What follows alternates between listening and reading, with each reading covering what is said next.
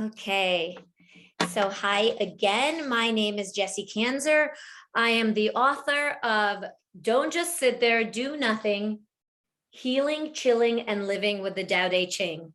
And if you see, I have tons of little Post-it notes in here because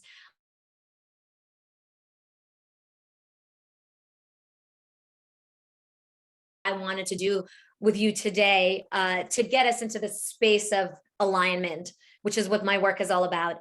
And the book itself, we're going to talk a little bit more about it. I can't do all of the exercises because there's 47 chapters and 47 do your Tao sections, which are exercises. But I have picked out something that I think will give you a good taste of the Tao Te Ching and how it can be applied to your own life.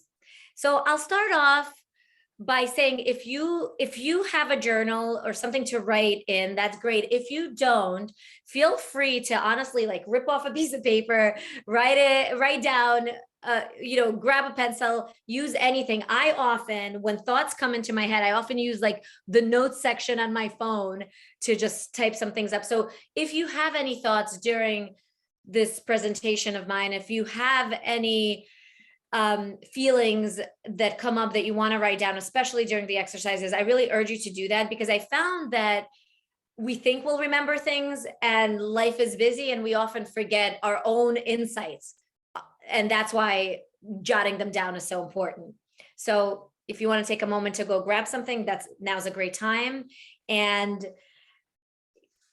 honestly, just relax, sit back and see what comes up. So first, I'll start off by telling you who I am. Oh, and one more thing. If you have any questions throughout, feel free to drop them in the chat, but we'll also leave time for Q&A at the end. So my name, once again, is Jessie Kanzer. I was born in the former Soviet Union, which of course is in the news so much right now. And it's bringing up some of my own early childhood trauma, but I find trauma to always be an invitation, or reminders of our trauma, an invitation for healing. And I'm glad we're taking this time today to come together and join our energy for our own healing and for the healing of the world. Because I really believe when you heal yourself, you heal the world. When you give yourself love and you connect with your own light, that's how you're best able to spread it to everybody else who needs it. So I was born in the former Soviet Union. When I was just shy of 8 years old, my family sought asylum in America. So I came here as a refugee, and en route, I had to live in different countries while waiting for permission to come in.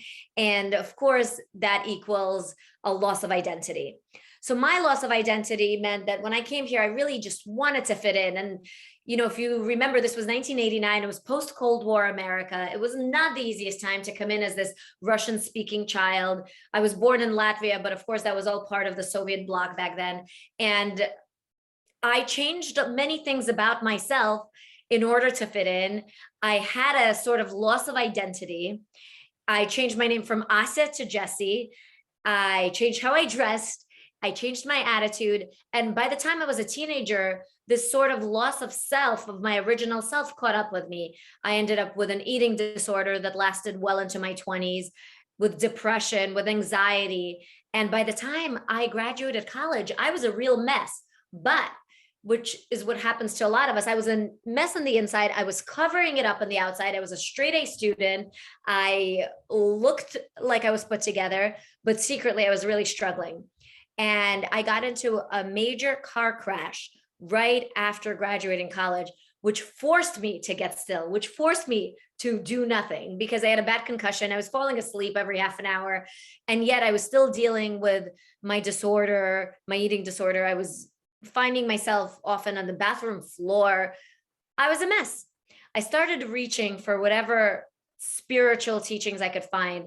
And when I discovered I still have my old 20-year-old copy of the Tao Te Ching that I first picked up, it was really beautiful for me to read these little simple phrases, these simple verses, rather. If you look at them, you see how short they are. They were short and yet poignant. And I would start walking and thinking about them. And that is what began my experience with the Tao Te Ching, my Tao journey, so to speak. Of course, though, as I realized later, we're all on a journey all the time, and we all suffer from a loss of identity. We're all searching for our authentic sense of self, which in fact I found in my search goes beyond our nationality, beyond where we come from, beyond our circumstances even. So I ask you right now, and I ask myself this constantly, who am I? Who are you? Now, I believe that each of us is a drop in the bucket of God, Tao, the universe, source energy, call it what you will. And we are also the entirety of the ocean. So, we are each part of this greater whole. There's an invisible thread that runs through all of humanity, all of the world, really, that connects all of us. And in figuring that out, in finding ways to connect to that deeper belonging, we're able to find our true identity, find our true power. So I will take you through one exercise from chapter 12, and don't just sit there, do nothing, to help you, to help myself. I'm always constantly doing this work as well, to take off some of the masks we carry that perhaps impede our authentic selves from shining through. The Tao Te Ching says, if you want to become whole, let yourself be broken. If you want to become straight, let yourself be twisted. If you want to become full, let yourself be empty. If you want to be reborn, let yourself die. In other words, and this is in my own words, be fluid, from broken to whole, from full to empty, and so on. Discard your cover-ups and let your spirit shine through. Today, the whole state of the world is in upheaval. This uncertainty is so much bigger than my own identity crisis, I've realized. It is our identity crisis. Many of us want to toss out the old paradigm, but we haven't yet gotten a grasp on the new one. And you know what? That's okay. What we can do is start by being honest with ourselves. So this is where you might want to pick up something to write with, or to your phone and the notes section to type out. Do your Tao. Let's go there for a moment. Let's ask ourselves, what masks am I wearing in my everyday life, and which ones am I willing to dismantle? We are often afraid to discard the labels and boxes we find ourselves in because we don't know who we will be without them. But so what? Let us let go of the need to know. Right now, choose one area of your existence where you've been hiding behind a construct that isn't really you, and commit to letting it go. Perhaps you always put your face on via makeup before leaving the house, or there's an act you tend to adopt when you're around your coworkers or friends. Instead, if you're broken, be broken. If you're confused, lost, hopeful, eager, whatever it is, let yourself be it without shame. Shed one layer of facade at a time and see what happens. When the discomfort passes, we will feel that much more free. Now, I want to add to that, this book I've written in the last 3 or so years over time. What I've discovered as I was doing my own exercises, I've discovered that sometimes when we shed our masks, when we connect with our authenticity and we shine it into the world, sometimes we have to do that amidst discomfort. So it's not always the case that you do it and boom, now you're comfortable and you're free and you're your whole self. No, sometimes we need to live with the discomfort and let that be okay. Moving through comfort and discomfort alike. That's really where we connect with our power, because our greater self, our non-human self, it's okay either way. That part of ourselves that is connected to everything doesn't really care whether we self-actualize or not. We are loved, we are whole regardless. This work this internal work that I speak of, which I think is actually the greatest work we'll ever do, the most important work we'll ever do, this internal work is about finding a way to live more fully today in our human form. It's for us to feel better. We are loved regardless. I really believe that. But okay, so we moved through an exercise on getting more in touch with ourselves. And by the way, these are exercises you may want to come back to. Of course, they're in my book. Don't just sit there, do nothing. But even if you just write down these exercises, you may want to revisit them at another time by yourself in the quiet of your own mind, so to speak. The next exercise I want to go through is about extending that acceptance that we're working on, that acceptance of being our authentic selves. It's about extending that acceptance to others. So I forgot to mention that my book is divided into 3 sections: identity, awareness, creation. Right now, we are in the identity section. Part of connecting with our identity is revealing our full selves. And then the other part is connecting with people as their real selves. So I will read you that from chapter 20 in Don't Just Sit There, Do Nothing. If people are good, the master is good to them. If people are not good, she is also good to them. This is true goodness. These wise words of the Tao Te Ching remind me of a story that my own spiritual teacher, Wayne Dyer, the great spiritual father of spirituality, he's called sometimes, who has passed on. He used to tell this story in a lot of his workshops. If you take an orange and you squeeze it, what comes out? The answer, of course, is orange juice. But if you take this orange and you yell at it and you call it names, or maybe you call it a banana, or, you laugh at it and then you squeeze it, does that change what comes out of the orange? And the answer, of course, is no. What comes out is orange juice. Now, this is the goodness, the acceptance that the Tao speaks of.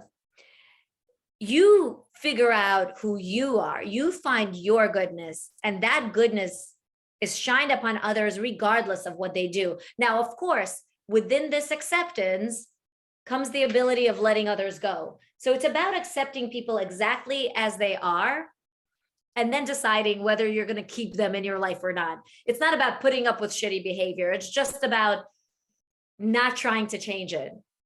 So here's the deal, friends. If we stay open to all the great minds, miracles, and mysteries around us, we eventually return to this very masterhood from which we came. And while here on earth to boot, we can then be a wizened form of innocent, hopeful despite experiences where we've been hurt, trusting despite having been burned, good even to those who seemingly don't deserve it, even if part of that goodness is letting them go. But remember, no matter what, when you're squeezed, you're orange juice. That's your true connection. So I'm going to take you through another exercise. Again, you might want to write this down, whatever comes up for you. This do your Tao. Okay? Who has let you down lately? Your partner, your guru, your government? F them. Not the people, but your expectations. Release them. Right now, with your very next exhale, let those expectations go. One breath for the guy, another for the friend, and on and on and on, including letting go of some of the heavy demands you put upon yourself until the only expectation remaining is breath itself. Notice how much freer you feel without the weight of expectations and disappointments. With this newfound freedom, you can seek and create your own happiness daily. This is also transformative practice for your relationships. Some will strengthen, others simplify or dissolve as the ropes of what is owed loosen. Set your kids free. Set your parents free. Set yourself free. As with many an exercise, though, this one needs to be repeated over and over again. Let go of the demands on your own mind. Work with the mind of the people. Harness a goodness dependent on no one and let it flow to everyone, starting with yourself. So in this chapter, I also wrote a phrase that I believe came through me, not from me, so to speak, because I love this phrase so much, and I don't take credit for it. In the creative work of writing, the biggest challenge is often getting out of your own way. But I do want to share this phrase, and it's something you may want to turn to again in hard times, in times when you perhaps have been let down or disappointed. These days, I expect little from anyone or anything in particular, but everything from the universe, and the universe always delivers. The universe always delivers. People may let you down, situations may not work out the way you want, but the universe always delivers. I should add, though, on its own time. It's not always on our timeline.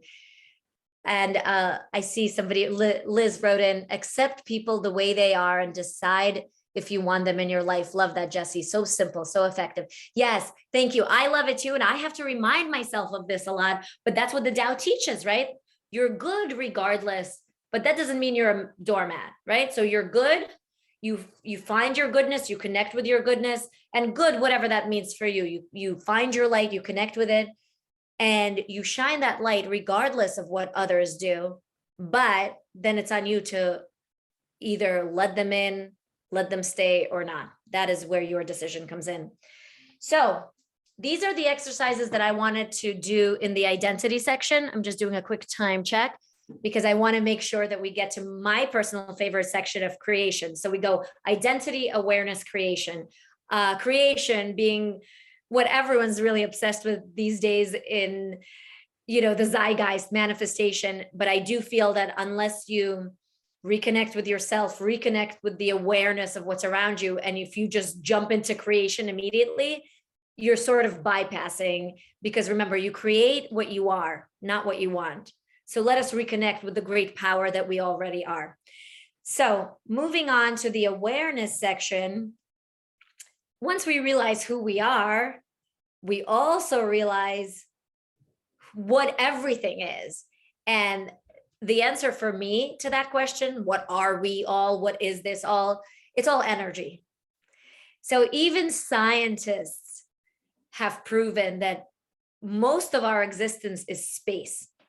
Most of our body, the trees around us, most of it is space, not solid matter. And in that space are moving molecules, and the smaller you go, the smaller the parts, but the space remains. That space for us to connect with and channel the energy that we all hold anyway. But when we channel that energy, when we focus it, we can do magical things. One of the things that I've learned, and I will share that, I will read it from Don't Just Sit There, Do Nothing, is that we are emitting and sharing energy all the time, whether we know it or not. And this is why, as chapter 36 and Don't Just Sit There, Do Nothing is called, be responsible for your energy. This is why it's so important for us to check in and make sure that we are in fact emitting the energy, the vibes that we want the world to receive from us. The Tao Te Ching says, who knows what fate may bring? One day your loss may be your fortune. One day your fortune may be your loss. The age-old maxim that others teach, I also teach. As you plant, so you reap. Know this to be the foundation of my teachings. You reap what you sow is what the Tao is telling us here. Know this to be the foundation of my teachings. Karma, in other words, or the law of attraction, if you will. You get back from the universe that which you put in, energetically speaking, but more esoterically Since you, God, the universe is all there is, you either poison yourself or bless yourself with the vibes you put forth. Of course, for many of us, it's something in between. Dr. Jill Bolte Taylor, a neuroanatomist who had a stroke in the left side of her brain, realized that when she couldn't speak or communicate with others, she was extremely sensitive to their energy, feeling it immediately. This information, coming from a scientist no less, helped me realize that I'm responsible for the energy I bring to each moment, each situation, each relationship. Sometimes I create magic with this knowledge. Other times I create mayhem in spite of it. I think the same could be said for all of us. We're human, right? The thing is, underneath our words and actions is vibration, an unnameable field that others perceive and respond to. Living intentionally means being responsible, not just for what you say and do, but even for the subtle vibes you put out. And there's no pressure. You're allowed to have your wall up whenever, with whomever you want. Just know that what you feel towards another on some level is felt by them as well. And that harmony is available to you no matter what's going on. To experience peace does not mean that your life is always blissful. It means that you're capable of tapping into a blissful state of mind amidst the normal chaos of a hectic life. I found this reminder, this book, it was the book by Dr. Jill Bolte Taylor was called My Stroke of Insight.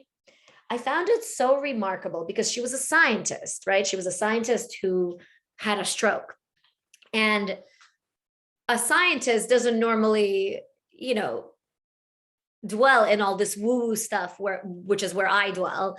But yet, as a scientist who was unable to speak, who lost, in essence, a part of her brain's capability for quite a prolonged period of time, she realized that she really felt the energy field of other people. And when I started to pay attention, I started to realize that I too feel the energy field of other people and they feel mine. So I don't know if you've ever had this experience where you do everything right. You're so nice to someone and they may be less than nice to you anyway. And then you're mad and you're up in arms, and you're like, why? I'm being so nice. But if you check in with yourself and check in your own feelings and maybe your own judgments about that person, you realize that you never even really liked them to begin with, or you never fully accepted them to begin with. And so of course they're acting less than nice because they're reacting to your energy, not necessarily to your actions or your words. And I find this time and time again, and it's fine because we're human and we have judgments and we're not just walking around being, like a monk on a mountaintop. But it's important because once we develop this awareness, we're able to be in better control of the situations in our lives and the situations and the relationships we create. So another part of awareness is learning to listen to your inner guidance, to the voice and the knowingness that exists within you, that exists within all of us. Learning to listen to that subtle voice and heed it when it's telling you something. But the problem today is that we live in a very hyper-connected, overly communicative world. And listen, I'm a big talker, but I'm talking about something else. I read recently that today, in a single day, a person consumes more information than just a couple of 100 years ago people did in their entire lifetime. There's a lot of noise out there. So it is really important to constantly check in with ourselves and to be able to distinguish between the noise and the messages from the outside world and those messages, that voice that is our own. And it takes practice and it takes breathing and pauses and walks and messes. So from chapter 21, and don't just sit there, do nothing. Since before time and space were, the Tao is. It is beyond is and is not. How do I know this to be true? I look inside myself and see. In the 1600s, French philosopher René Descartes famously coined the phrase, "I think, therefore I am." But less famously, he also said, "I doubt, therefore I am." Because it is natural to doubt and to search. But we must be willing to accept an intangible answer or an unclear one, an answer that changes form depending on who is asking and when. Recognizing truth. I found this research that I did for this section of the chapter incredibly fascinating. According to researchers, even our long-held beliefs can be questioned. Memories, for one, are unreliable, twisting and turning over time under the influence of other people's descriptions and our own ever-expanding observations. Our brains are complicated machines that interpret the world according to pre-existing notions and already formed neural pathways. That is why two people can perceive the same situation in very different ways. So if we can't even trust our own perception, how do we connect to the deeper truth within us? And I do believe it lives within all of us. This is, again, a section for which you may want to grab a pencil or a pen or something to write with, and one that you may want to repeat again. When is the last time you thought about truth with a capital T? It's worth thinking about, in my opinion. Somehow, when I ponder what I know for sure, as Oprah would say, I feel good. I feel hopeful. I feel empowered. So to get the ball rolling, here's my truth. I know that how I feel within is of the utmost importance. So when it's crappy, I will not be able to create lasting goodness on the outside. I must stop and take care of the inside first. I also know that an energy we have yet to understand exists and permeates everything. It plays with me when I let it. It will play with anyone who is willing to engage. It's benevolent, and I am part of it. So when I'm aligned with this great energy, this Tao, this source of all, well, that's when I can do, be, or have anything. How do I know this to be true? I look inside myself and see. Now you. And I would suggest that this perhaps is an exercise that you repeat by yourself with yourself. And I do this often, not always writing it down, sometimes just thinking, just walking. Sometimes I have to ask myself, when I brush away my own goals, my own frustrations, we all have them. When I brush away that stuff and I ask myself, what is the message here? What is life trying to show me? What is the universe trying to show me? What am I trying to show myself? When I ask myself that and I take the time, answers come. And sometimes answers come in without a direct path. Sometimes the answer is just take the next step, just go with the flow, just put one foot in front of the other. Sometimes the answer shows up later, but I do believe it's really important to ask ourselves the question, whose truth am I living? What is my truth? And here's the really fun part, that after we connect with our identity, our greater identity, our awareness to this greater energy I speak of, once we do that, we're ready for the part everybody loves, creation, manifestation, I call it in my book, Don't Just Sit There, Do Nothing, because I'm a spiritual dork and I like the play on words, but it's really manifestation, aka manifestation. Because once you realize you're plugged into the energy of all, you can use that very energy to create the life you want. So here's what I mean by the sixth sense, that connects us to that greater energy, that allows us to create our dreams. to manifest or manifest Tao, if you will. I once dreamt of writing a book. I had this dream lurking in my subconscious way before I was writing regularly, and not at all most of the time. Still, I told my friend at 20 or some such very young, big-eyed age that I think one day I will write a book. But a book about what, she asked. Oh, I don't know, about my life, I guess, I answered, and promptly forgot about it. I forgot long enough to live a life of confusion and endless trial and error, to love and lose and grasp and fail. Basically, I let go of my out of nowhere declaration long enough to be given the materials for this very tome I was to produce.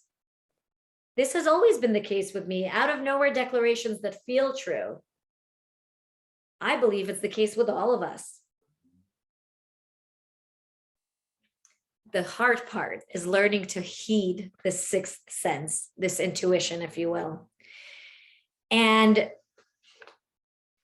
when I am able to connect with this intuition, the things that happen are so crazy, are so miraculous that, I will share a little synchronicity with you right now. And it's not a happy synchronicity, it just is.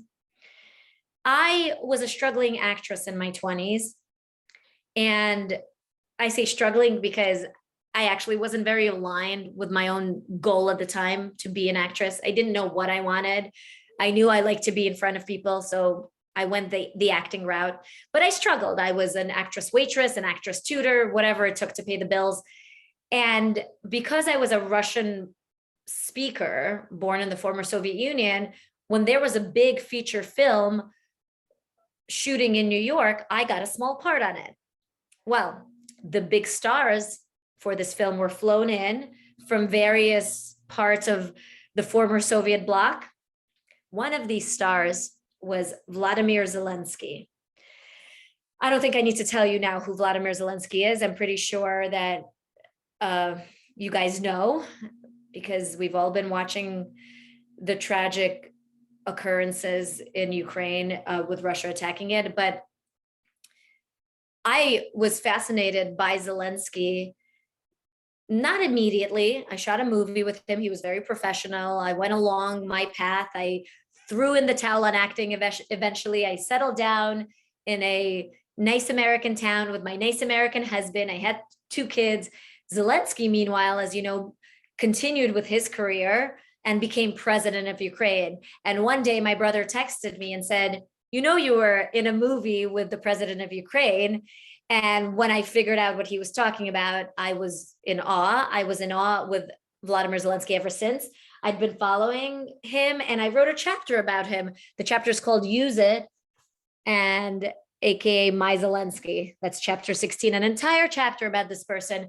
And sadly, this book was released March 1st, just days after this war began, after Zelensky became the most famous man in the world, in essence.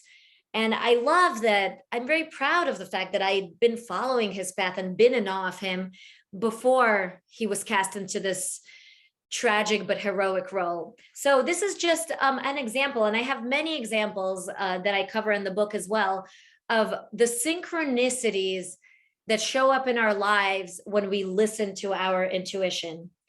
But right now, let us embark finally, while we have some time left, on the journey of creation, which is, as I said, my favorite part of this book, of spirituality as a whole. My favorite part of it has been figuring out how to create a life I love and that I'm proud of.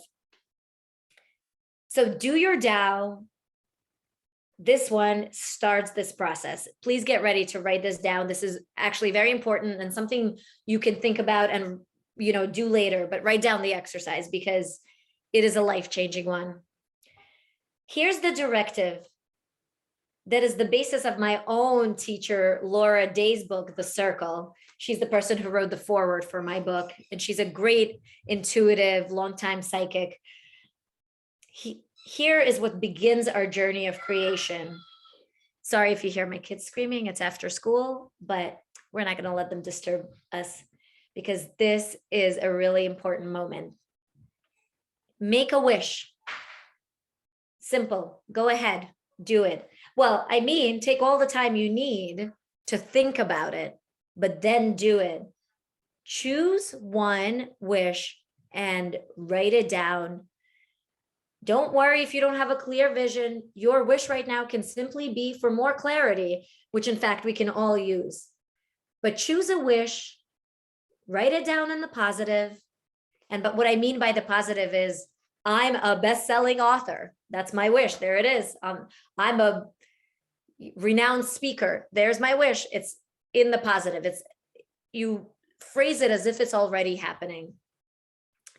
Now let's take a moment, and you could do this now or you can do this later on. Let's take a moment to dwell in this wish as if it has already actualized. What does this wish look like? How do you experience it as a wish come true with all of your senses?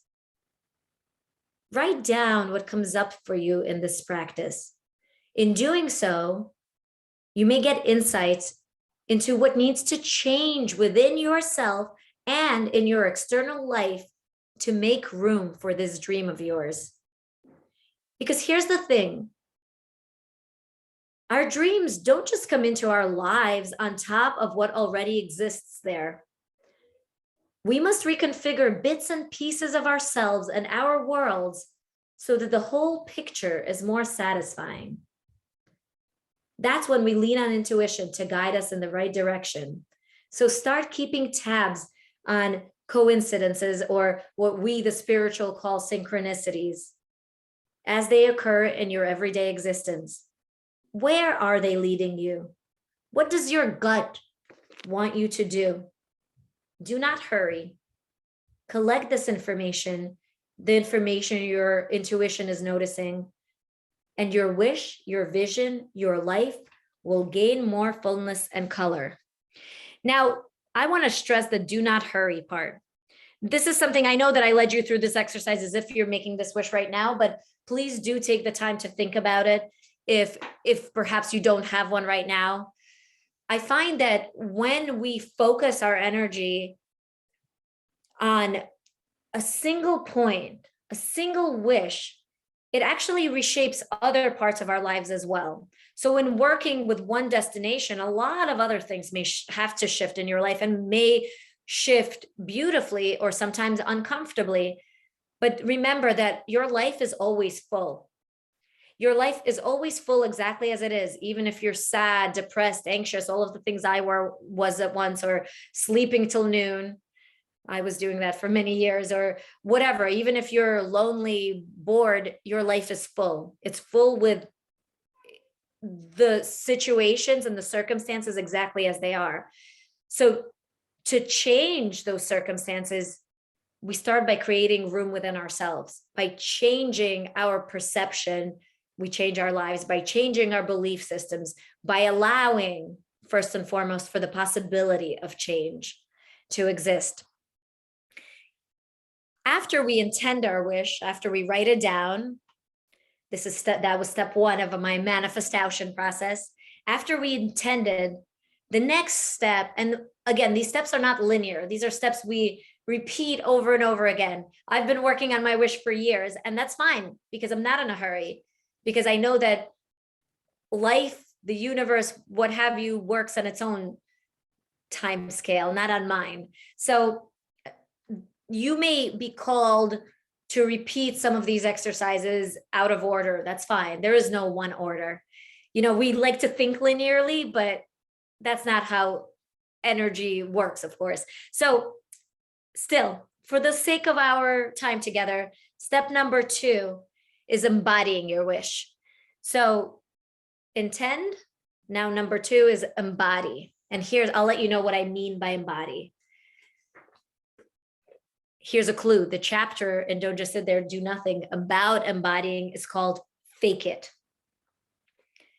The Tao says, the way of light seems dark. The way forward seems like retreat. The sure way seems unsteady. True power seems weak. True steadfastness seems changeable. True clarity seems obscure. The greatest art seems unsophisticated. the greatest love, indifferent, the greatest wisdom, childish. Practically speaking, in my words, move forward by going back to the origin. You are God in human form, the Tao in motion. Embody that. So if you haven't caught on, and it might be, the words of the Tao can be complicated. My husband calls them gobbledygook.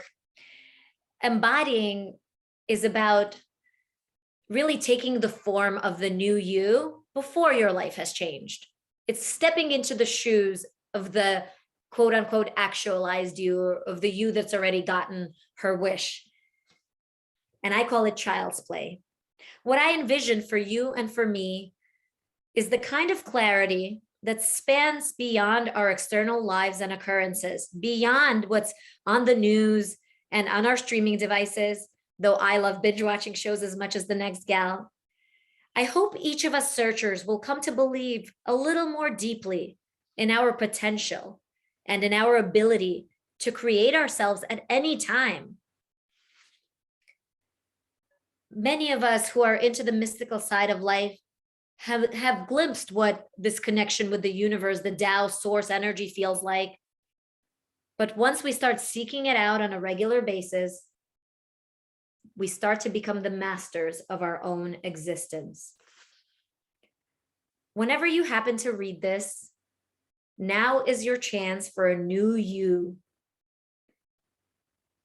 You could think of it as a New Year's resolution. I say new you resolution. Time is not neat and linear anyway. So start whenever you're ready.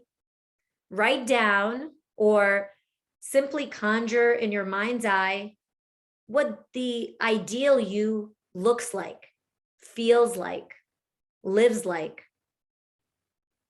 Commit to embodying this new you daily, even if for a short time period. When you find yourself sliding back into your old ways, shapeshift into the preferred version of yourself. It may take countless repetitions, but fake it till you make it, as they say. If you want to, you can alchemize. This is fact. So adopt the qualities that an actualized you would have. How does she talk, walk, relate to others? The shifts you make may be imperceptible to an onlooker. But by embodying who you want to be, you'll get to where you want to go. As my good friend, the author and activist Jen Pastiloff says, may I have the courage to be who I say I am. Little by little, the courage will come. Again, this is an exercise you may want to repeat, because intention and embodiment is something that I know that I need to repeat over and over again. I have to often stop myself in the middle of whatever I'm doing and ask myself, what is my intention? And then I catch myself not quite acting or not quite holding the energy of that intention. And I shift into the person that does. I embody that person. I fake that person until I feel like her. And after we do intention, embodiment, the last step to creation, the most easeful step, I would say, is release. I think that that's a step that a lot of us forget in our ambition-driven rat race kind of world, right? Because we're doing, hustling, pushing that boulder up the hill. We forget the release part. And the release part is so important because in my experience, when I release is when the magic happens. When I hold so tightly onto the reins of what I want, sometimes the universe gives me a kick in the butt. I remember trying so hard to get pregnant with Charlie. That's my older daughter. It was awkward, frustrating, and the opposite of sexy, as Adam would tell you. That's my husband. When I did, in fact, get pregnant, I really honestly thought I would be satisfied forevermore. But of course, we are not built that way. Before long, I wanted another baby. And after that baby, I returned to the struggle that's always haunted me. The quest for some sort of accomplishment, for a more solid presence. I know now that even when what I want arrives, I will want for something else, then something else, and so forth, because such is our human nature. I am learning to identify, at least part of the time, with the higher me, the one that doesn't care either way, but is serene, the one that's happy to blow with the wind. Do your Tao. I dare you in this moment to release your greatest dream to the universe. Say it out loud or write it down or both, and keep it in the present. Me, I'm a best-selling author, damn it. This book gets around like wildfire. That's all I got for now. I close my eyes and I let the universe answer. The universe answers with crickets. Seriously, crickets outside my window. In my head, I say, but what if, and nothing happens, and bad, blah, blah, blah. I shut my eyes tighter and I breathe. I feel the pulse of the world, no, of the universe within myself. I trust that pulse. I know it will take care of me. All is well. Now you. Of course, we rush through these processes a little for the sake of time. I urge you to practice that release process like daily, because I know I do. And right now, whether you've made your wish already or you haven't yet, let's take a moment to maybe close our eyes, maybe put our hand on our heart, to breathe deeply, and to release something, anything, whether it's your wish or what's holding you back, your doubt, anything that no longer serves you. Take a breath, and on the exhale, release it to the universe to be transformed into an energy that better serves you.